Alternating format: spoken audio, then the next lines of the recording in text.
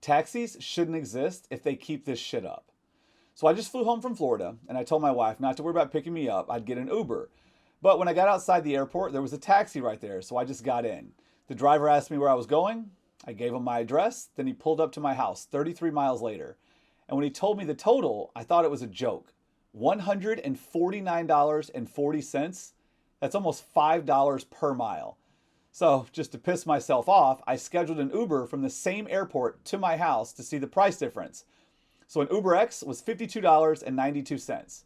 So, this got me thinking that most people probably don't know why taxis are so high.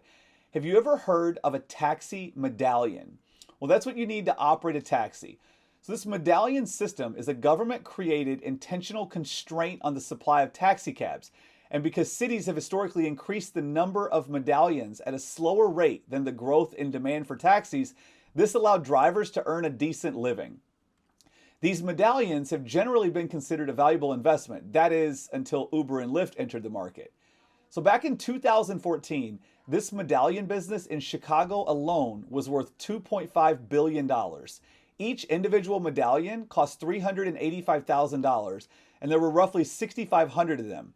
But today, less than 1,500 taxis operate in Chicago, and the medallion costs around $12,000. So why would my rate be a difference of $100 between Uber and the taxi? Well, the biggest reason is the rate needs to finance the medallion. So if the cab owner needs to tie up 385 grand, or he did, in a medallion, they're going to need to earn a return similar on a cab that they could earn on any other business. And that return is one of the costs that fares need to cover. So the better question is, why are rates this high when the cost of medallions has plummeted? This should 100% be illegal.